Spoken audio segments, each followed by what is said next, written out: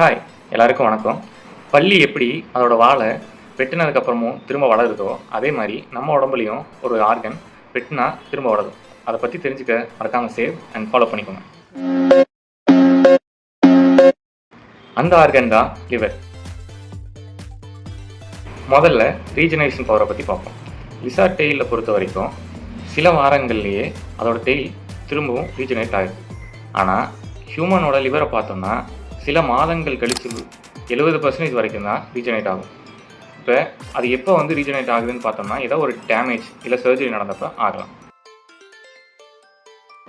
முதல்ல லிசார்டில் பார்த்தோம்னா நமக்கு ஸ்டெம் செல்ஸ் அதிகமாக இருக்கும்.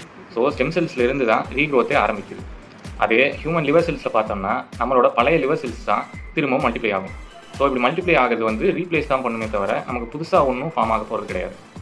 லிமிடேஷன்ஸ் பார்த்தா லிசார்ட்னால நர்வ்ஸ் டிஷ்யூ மட்டும்தான் மேக்ஸிமம் க்ரோத் பண்ண வைக்க முடியும்.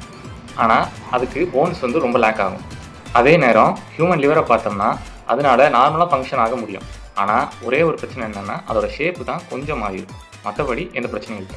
கடைசியாக பார்த்தோம்னா நம்ம லிசார்ட் டெய்லை வளர்க்குது, நம்ம லிவரை வளர்க்குறோம்.